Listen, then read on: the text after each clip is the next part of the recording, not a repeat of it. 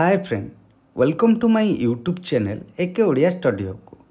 आज आपण मानक पई फिजिकल एजुकेशन रो RHT, OSSTT, SSD, LTR, OAVS एवं समस्त एग्जाम रे आसुथवा किछि मोस्ट इंपोर्टेंट क्वेश्चन नहीं आसीछि। 30 टी बछा बछा क्वेश्चन रहिछि जहाँ पूर्व परीक्षा मानक रे आसीथिला एवं आगामी परीक्षा मानक रे आसीबार बहुत संभावना मध्य रहिछि। तेणु वीडियो को स्किप न करी शेष पर्यंत देखंतु एवं क्वेश्चन सब आपण मानकु केमिति लागिला और आगो को केउ टॉपिक ऊपर वीडियो बनाइबा मते कमेंट करी जणांतु। एवं आपण माने जदि एई चैनल एके ओडिया स्टडी हब रे नुआ अछंती तो चैनल को सब्सक्राइब कर दियंतु, वीडियो को लाइक कर दियंतु एवं सांग मानक मध्य रे प्रचुर मात्रा शेयर करंतु। ता सह नुआ नुआ फिजिकल एजुकेशन रो वीडियो सब देखिबा पई बेल आइकन टी को दबाई दियंतु। तेबे चलंतु आउ डेरी न करी आरंभ करिवा आजिर प्रथम क्वेश्चन। प्रथम क्वेश्चन हेउची, in lecture method of teaching physical education the major role of the student is. बाइटरे पचरा जाइछि शारीरिक शिक्षा शिक्षण रे लेक्चर प्रणाली अनुसार छात्रों को मुख्य भूमिका कौन रही है। ऑप्शन ए एक्टिव पार्टिसिपेशन बा सक्रिय अंशग्रहण करिबा। ऑप्शन बी गेनिंग एक्सपीरियंस बा अभिज्ञता हासिल करिबा। Option C limited to obedience बा अनुगत्य रे सीमित रहिबा। ऑप्शन डी सेकिंग क्लारिफिकेशन बा स्पष्टीकरण मागिबा। यार सठिक उत्तर हे जिवो option C limited to obedience बा अनुगत्य रे सीमित रहिबा। जते बेले लेक्चर प्रणाली रे शिक्षक शिक्षादान करुथिबे बा लेक्चर प्रणाली अनुसार शिक्षक शिक्षादान करुथिबे सेतबेले गोटे छात्रर मुख्य भूमिका हेउची से शिक्षक कथा को भल भाव शुणा एवं शिक्षक जहाँ कहउचंती ताकू खातार नोट करिबा बा लिखिबा एवं तांका अनुगत्य रे सीमित रहिबा। 2 number question, the first step in the planning of a physical education event is. बाइठारे पचरा जाइछि शारीरिक शिक्षा कार्यक्रम योजनार प्रथम पदक्षेप कौन हेबा उचित। Option A identification of target group. Option B resource mobilisation. Option C decision about goals. Option D creation of facilities. यार सठिक उत्तर है option C decision about goals. बा आमे जदि गोटे शारीरिक शिक्षा कार्यक्रम योजना करुचे तार प्रथम पदक्षेप यह हवा उचित जे आमे यही कार्यक्रम केउथिपई करुचे बा यार लक्ष्य कौन होता है। तो यार सठिक उत्तर है option C decision about goals. 3 number question, the preliminary artery carries बा एठारे पचरा जाइछि प्रिलिमिनरी आर्टरी कौन बहन करिथाय। Option A deoxygenated blood. Option B oxygenated blood. Option C nutrient. Option D hormones. यार सठिक उत्तर है option A deoxygenated blood बा अशुद्ध रक्त बा अम्लजान विहीन रक्त। तो मु देखंतु चित्र रे मार्क कर देछि येलो कलर, सेटा को प्रिलिमिनरी आर्टरी कहा जाता है। प्रिलिमिनरी आर्टरी रो काम कौन होछि ना बॉडी रो जो सब अशुद्ध रक्त हृत्पिंड को जाउछि से सब अशुद्ध रक्त बा अम्लजान विहीन रक्त को प्रिलिमिनरी आर्टरी फुसफुस ठारे पहुँचे थाए। फुसफुस ठारे पहुँचा पर से रक्त सबू कार्बन डाइऑक्साइड त्याग कर दे थांती एवं फुसफुस ठारू ऑक्सीजन ग्रहण करथांती।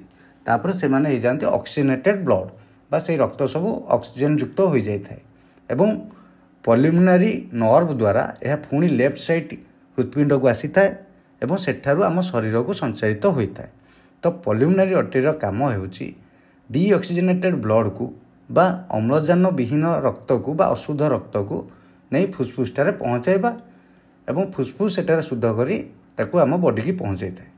बुझिपारे। 4 number question, the ankle joint is formed by. बाटर पचरा जाइछि एंकल संधि कहा द्वारा गठित होता है। Option A tibia, fibula, talus. Option B femur, tibia, patella. Option C radius, ulna, carpals. Option D scapula, clavicle, humerus. ଏହାର ସଠିକ୍ ଉତ୍ତର ହେଇଯିବ ଅପସନ୍ ଏ ଟିବିଆ, ଫିବୁଲା ଏବଂ ଟାଲୁସ୍ ଦ୍ୱାରା ଆଙ୍କେଲ୍ ସନ୍ଧି ଗଠିତ ହୋଇଥାଏ। ଦେଖନ୍ତୁ ଚିତ୍ରରେ ଯେଉଁଟା ଆମର ଗ୍ରୀନ୍ କଲର୍ ଅଛି ତାକୁ କୁହାଯାଏ ଟିବିଆ, ଯେଉଁଟାକି ଆମର ଆଙ୍କେଲ୍ ଜଏଣ୍ଟ ଠାରୁ ଆଣ୍ଠୁ ପର୍ଯ୍ୟନ୍ତ ଆସିଛି ଏବଂ ତା ସାଇଡ଼୍ରେ ରହୁଛି ଫେବୁଲା, ଯେଉଁଟାକି ସରୁ ହାଡ଼ ତା ସହିତ ଆସିଥାଏ ଏବଂ ତଳେ ଯେଉଁ ସକେଟ୍ଟା ଲାଗିଥାଏ ତାକୁ ଟାଲୁସ୍ କୁହାଯାଏ, ଯାହାକି ମୁଭମେଣ୍ଟ ହେବାରେ ସାହାଯ୍ୟ କରିଥାଏ ଆଙ୍କେଲ୍ ମୁଭମେଣ୍ଟକୁ। 5 number question, physical education is necessary for every student for development of. ବାଟରେ ପଚରାଯାଇଛି ପ୍ରତ୍ୟେକ ଛାତ୍ର ପାଇଁ ଶାରୀରିକ ଶିକ୍ଷା ଆବଶ୍ୟକ କାରଣ ଏହା ବିକାଶ କରିଥାଏ ବା ଏହା କ'ଣ ବିକାଶ କରିଥାଏ ଯାହା ପାଇଁ କି ଛାତ୍ରଛାତ୍ରୀମାନଙ୍କୁ ଶାରୀରିକ ଶିକ୍ଷା ଆବଶ୍ୟକ ହୋଇଥାଏ। Option A cognitive skill, option B life skill, option C motor skill, option D social skill. ଏହାର ସଠିକ୍ ଉତ୍ତର ହେଇଯିବ ଅପସନ୍ ସି ମୋଟର ସ୍କିଲ୍। ପ୍ରଥମେ ଆମେ ଜାଣିବା ଯେ ମୋଟର ସ୍କିଲ୍ କ'ଣ। ମୋଟର ସ୍କିଲ୍ ହେଉଛି ଆମେ ଦୈନନ୍ଦିନ ଜୀବନରେ ଯେଉଁ ଖେଳକୁଦ କରୁଛେ ବା ଚଲାବୁଲା କରୁଛେ ବା ରନିଂ କରୁଛେ, ଜମ୍ପିଂ କରୁଛେ, ସାଇକେଲିଂ କରୁଛେ, ସୁଇମିଂ କରୁଛେ, ଏସବୁକୁ ଆମର ମୋଟର ସ୍କିଲ୍ କୁହାଯାଏ। ମୋଟର ସ୍କିଲ୍ କରିବା ଦ୍ୱାରା ଆମର ବଡ଼ିର ମାଂସପେଶୀ ଏବଂ ବୋନ୍ ଏବଂ ବ୍ରେନ୍ ତିନୋଟି ଯାକ ସୁଦୃଢ଼ ହୋଇଥାଏ। ସେଥିପାଇଁ ପ୍ରତ୍ୟେକ ଛାତ୍ରଛାତ୍ରୀମାନଙ୍କ ପାଇଁ ଶାରୀରିକ ଶିକ୍ଷା ଆବଶ୍ୟକ ଅଟେ। 6 number question, who is said to be the father of philosophy of idealism. ବାଟରେ ପଚରାଯାଇଛି ଆଦର୍ଶବାଦ ଦର୍ଶନର ଜନକ କାହାକୁ କୁହାଯାଇଥାଏ। Option A Aristotle, option B Plato, option C Socrates, option D John Dewey. ଏହାର ସଠିକ୍ ଉତ୍ତର ହେଇଯିବ ଅପସନ୍ ବି ପ୍ଲାଟୋ ବା ପ୍ଲାଟୋଙ୍କୁ ଦ ଫାଦର ଅଫ୍ ଆଇଡଲିଜିମ୍ କୁହାଯାଇଥାଏ। 7 number question, the foot consist of how many tarsal bones. ବାଟରେ ପଚରାଯାଇଛି ପାଦରେ କେତୋଟି ଟାର୍ସାଲ ହାଡ଼ ରହିଛି। Option A 5, option B 7, option C 9, option D 10। ଏହାର ସଠିକ୍ ଉତ୍ତର ହେଇଯିବ ଅପସନ୍ ବି 7 ବା ପାଦରେ 7ଟି ଟାର୍ସାଲ ହାଡ଼ ରହିଛି, ଯେଉଁଟାକି ଆମର ପଞ୍ଜାକୁ ମୁଭମେଣ୍ଟ କରିବାରେ ସାହାଯ୍ୟ କରିଥାଏ। ଚିତ୍ରରେ ଦେଖିପାରୁଥିବେ ଯେଉଁ ସବୁ ହାଡ଼ ଗୁଡ଼ା କଲର୍ ଅଛି ସେହି ସବୁକୁ ଟାର୍ସାଲ ହାଡ଼ ବା ଟାର୍ସାଲ ବୋନ୍ କୁହାଯାଇଥାଏ। 8 number question, the width of lane in track events is. ବାଟରେ ପଚରାଯାଇଛି ଟ୍ରାକ୍ ଇଭେଣ୍ଟରେ ଲେନ୍ର ପ୍ରସ୍ଥ କେତେ ଥାଏ। Option A 1.22 metre, option B 1.21 metre, option C 1.23 metres, option D 1.24 metres. ଏହାର ସଠିକ୍ ଉତ୍ତର ହେଇଯିବ ଅପସନ୍ ଏ 1.22 ମିଟର୍ସ। ଚିତ୍ର ଦେଖିପାରୁଥିବେ 1 2 3 4 ଯେଉଁ ଲେଖା ହେଇଛି ସେଇ ସବୁ ରୋକୁ ବା ସେଇ ସବୁ ଧାଡ଼ିକି ଲେନ୍ କୁହାଯାଇଥାଏ। ଗୋଟିଏ ଲେନ୍ର ପ୍ରସ୍ଥ ବା ଓସାର 1.22 ମିଟର ହୋଇଥାଏ, ଯେଉଁଥିରେ କି ଖେଳାଳି ଦୌଡ଼ିଥାନ୍ତି। 9 number question, what is the dimension of playing area in competitive kho kho ground. ବାଟରେ ପଚରାଯାଇଛି ପ୍ରତିଯୋଗିତାମୂଳକ ଖୋଖୋ ଗ୍ରାଉଣ୍ଡର ଡାଇମେନ୍ସନ୍ କେତେ ହୋଇଥାଏ।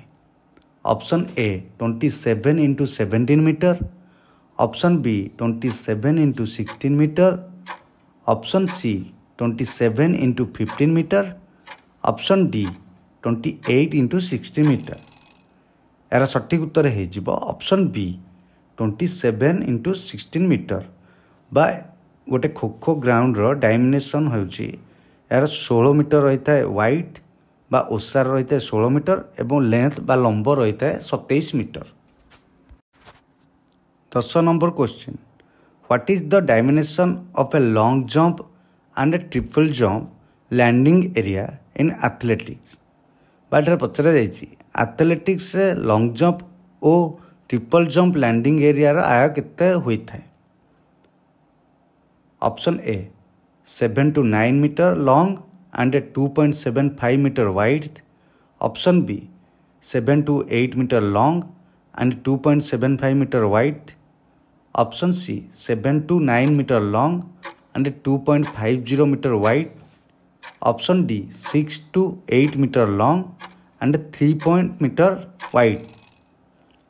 यार सठिक उत्तर हो option A 7 to 9 meter long and 2.75 meter wide बा गोटे एथलेटिक्स लॉन्ग जंप बा ट्रिपल जंप लैंडिंग एरिया लंब होता है 7 ରୁ 9 मीटर एवं यार ओसार होता है 2.75 मीटर।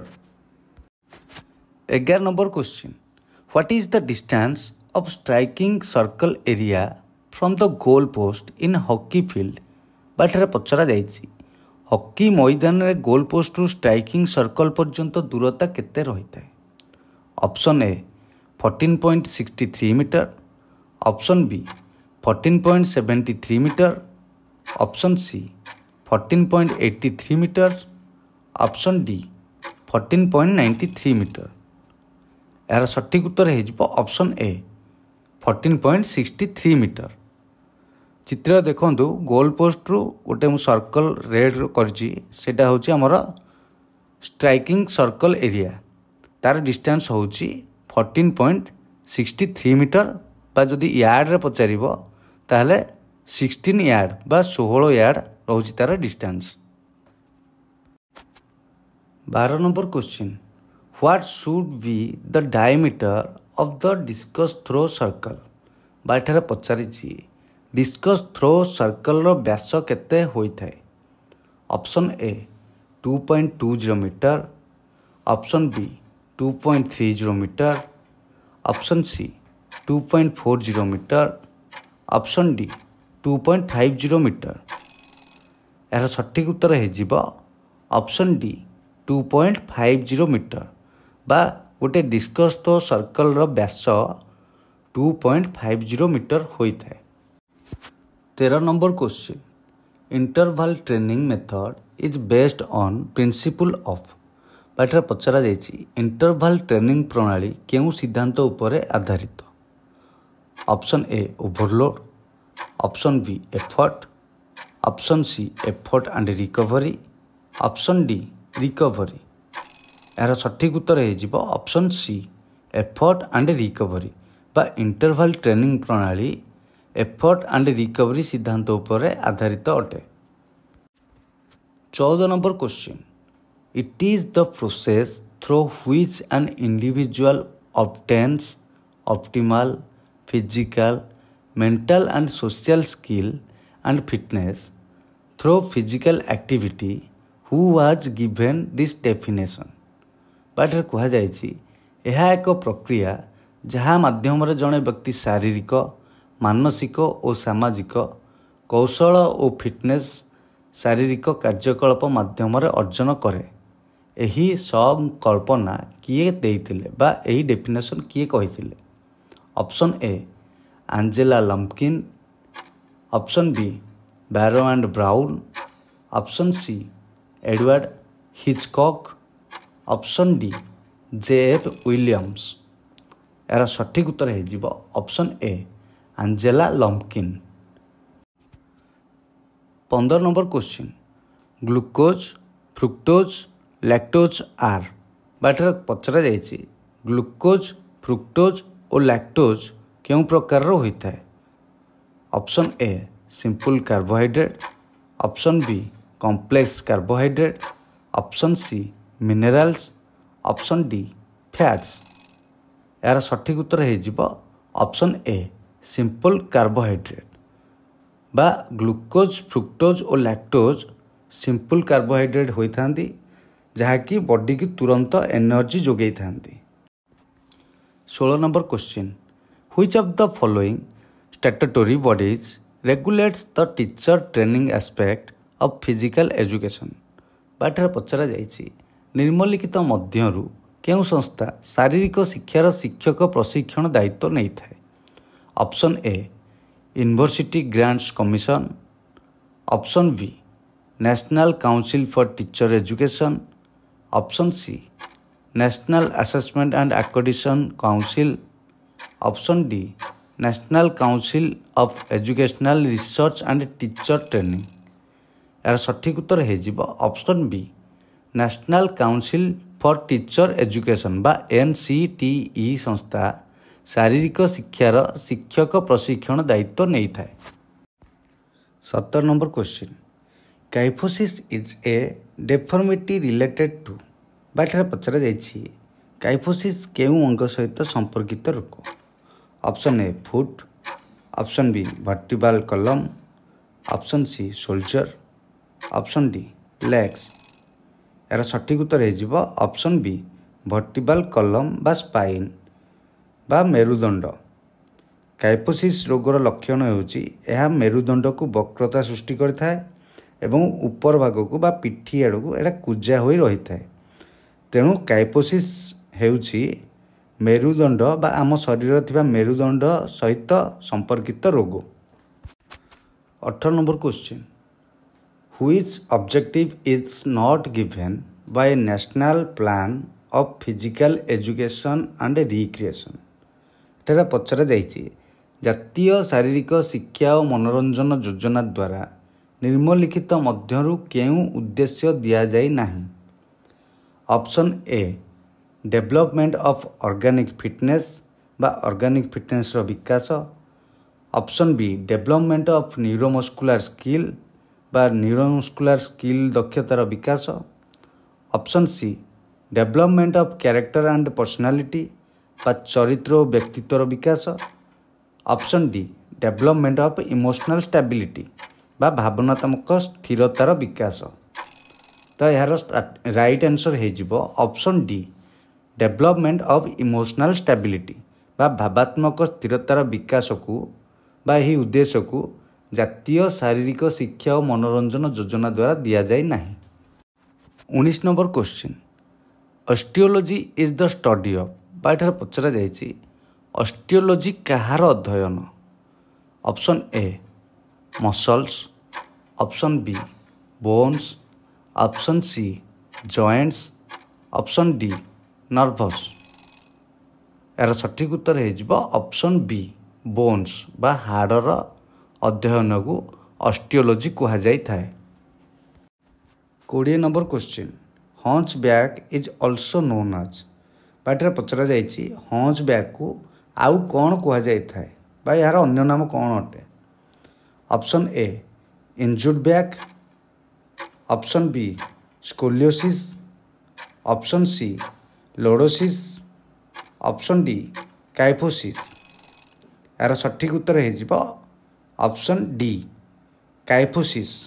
ଆମେ ପୂର୍ବ କ୍ୱେଶ୍ଚିନ୍ରେ ପଢ଼ିଥିଲେ ମଧ୍ୟ କାଇଫୋସିସ୍ ମାନେ ବାହାର ଭାବେ ବକ୍ରତା ଏବଂ କାଇଫୋସିସ୍କୁ ହଞ୍ଚ୍ ବ୍ୟାକ୍ କୁହାଯାଏ ବା ହଞ୍ଚ୍ ବ୍ୟାକ୍କୁ କାଇଫୋସିସ୍ ମଧ୍ୟ କୁହାଯାଇଥାଏ।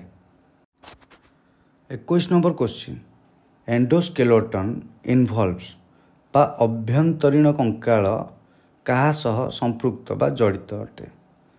Option A covering of skin, hair, nails, option B bones and cartilage, option C bones only, option D none of the above. ଏହାର ସଠିକ୍ ଉତ୍ତର ହୋଇଯିବ option B bones and cartilage ସହିତ ଅଭ୍ୟନ୍ତରୀଣ କଙ୍କାଳ ଜଡ଼ିତ ଅଟେ। 22 number question why ossification test is conducted ବା ଏଠାରେ ପଚରାଯାଇଛି ଅସିଫିକେସନ୍ ପରୀକ୍ଷା କାହିଁକି କରାଯାଇଥାଏ। Option A to determine height, option B to determine age, option C to determine wait, option D to determine equilibrium. ଏହାର ସଠିକ୍ ଉତ୍ତର ହୋଇଯିବ option B to determine age ବା ଖେଳାଳିମାନଙ୍କର ବୟସ ନିର୍ଣ୍ଣୟ କରିବା ପାଇଁ ଅସିଫିକେସନ୍ ପରୀକ୍ଷା କରାଯାଇଥାଏ। 23 number question study of joints is called ବା ସନ୍ଧିର ଅଧ୍ୟୟନକୁ କ'ଣ କୁହାଯାଇଥାଏ। Option A kinesiology, option B biology, option C anthropology, option D arthrology. ଏହାର ସଠିକ୍ ଉତ୍ତର ହୋଇଯିବ ଅପସନ୍ ଡି ଅର୍ଥୋଲୋଜି ବା ଷ୍ଟଡି ଅଫ୍ ଜଏଣ୍ଟକୁ ଅର୍ଥୋଲୋଜି ବା ସନ୍ଧିଶାସ୍ତ୍ର କୁହାଯାଇଥାଏ। 24 number question boxers muscles are ବା ମୁକ୍କେବାଜ ବା ବକ୍ସର ପେଶୀ କେଉଁଗୁଡ଼ିକୁ କୁହାଯାଇଥାଏ? Option A trapezium, option B serratus anterior, option C sternocleidomastoid, option D triceps brachii. ଏହାର ସଠିକ୍ ଉତ୍ତର ହୋଇଯିବ ଅପସନ୍ ବି ସେରାଟସ୍ ଆଣ୍ଟିରିୟର୍ସ, ଯାହାକି ମଣିଷର କାଖ ତଳ ଭାଗ ବା ଛାତିର ସାଇଡ୍ ଭାଗରେ ରହିଥାଏ।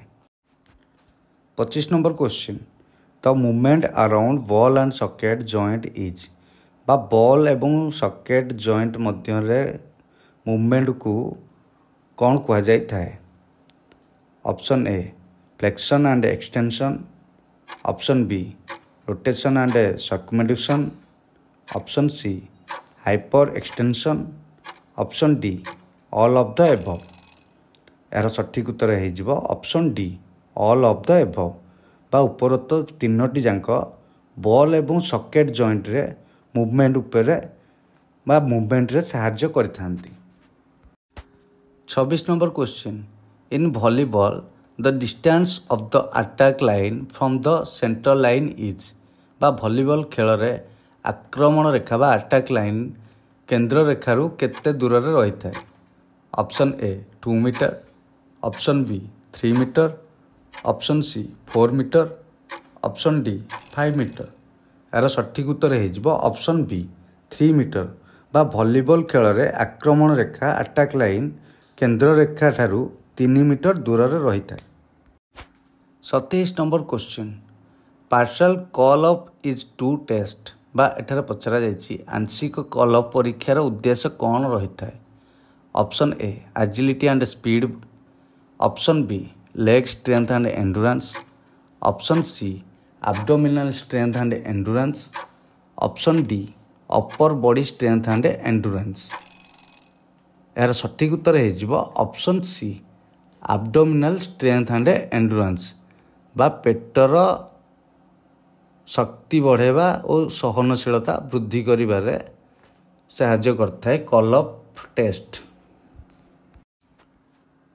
28 number question, which test can be applied to test endurance ବା ଏଠାରେ ପଚରାଯାଇଛି ଏଣ୍ଡୁରାନ୍ସ ବା ସହନଶୀଳତା ପରୀକ୍ଷା ପାଇଁ କେଉଁ ପରୀକ୍ଷା ପ୍ରୟୋଗ କରାଯାଇଥାଏ? Option A sit and reach, option B pushups, option C 600 metre run and walk, option D plate tapping test. ଏହାର ସଠିକ୍ ଉତ୍ତର ହୋଇଯିବ option C 600 metre run and walk ବା ଏଣ୍ଡୁରାନ୍ସ ବା ସହନଶୀଳତା ପରୀକ୍ଷା ପାଇଁ 600 ମିଟର ରନ୍ ଆଣ୍ଡ ୱାକ୍ ପ୍ରତିଯୋଗିତା ବା ପରୀକ୍ଷା ପ୍ରୟୋଗ କରାଯାଇଥାଏ। 29 number question, best method to develop flexibility is ବା ଲଚିଲାପଣ ବା ଫ୍ଲେକ୍ସିବିଲିଟି ବିକାଶ ପାଇଁ ସର୍ବଶ୍ରେଷ୍ଠ ପଦ୍ଧତି କ'ଣ ହୋଇଥାଏ?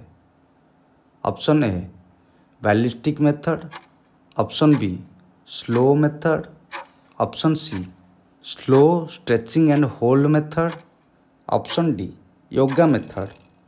ଏହାର ସଠିକ୍ ଉତ୍ତର ହୋଇଯିବ option C slow stretching and hold method ବା ଫ୍ଲେକ୍ସିବିଲିଟି ବଢ଼ାଇବା ପାଇଁ ଧୀରେ ଧୀରେ ଷ୍ଟ୍ରେଚ୍ କରିବା ବା ପ୍ରସାରଣ କରିବା ଏବଂ ହୋଲ୍ଡ କରିବା ବା ସ୍ଥିର ରଖିବା ହେଉଛି ସର୍ବଶ୍ରେଷ୍ଠ ପଦ୍ଧତି।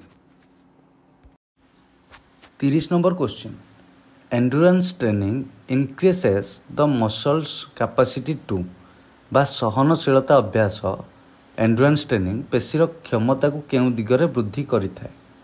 Option A contract faster, option B breakdown phosphocreatine, option C burn fat and carbohydrate, option D generate energy ଆନାରୋବିକାଲି।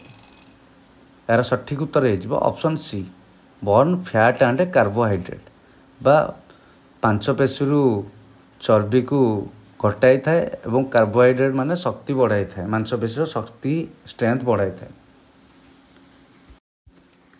ଆପଣମାନଙ୍କୁ ଯଦି ଏହି ଭିଡ଼ିଓଟି ଭଲ ଲାଗିଥାଏ ତେବେ ମୋତେ କମେଣ୍ଟ କରି ଜଣାନ୍ତୁ। ଭିଡ଼ିଓଟିକୁ ଲାଇକ୍ କରି ସାଙ୍ଗମାନଙ୍କ ମଧ୍ୟରେ ପ୍ରଚୁର ମାତ୍ରାରେ ସେୟାର କରିଦିଅନ୍ତୁ। ଏହି ଚ୍ୟାନେଲ୍ ଏକେ ଓଡ଼ିଆ ଷ୍ଟଡି ହବ୍କୁ ସବସ୍କ୍ରାଇବ୍ କରିଦିଅନ୍ତୁ ଏବଂ ଏହିଭଳି ଭିଡ଼ିଓ जल्दी पाइबा पई बेल आइकन टी को दबाई दियंतु। परीक्षा तो आगु हबार अछि, पोस्ट भी अनेक गुड़े बाहर अच्छी। एबेठू पढ़ापढ़ी आरंभ कर दियंतु। रहुची, धन्यवाद।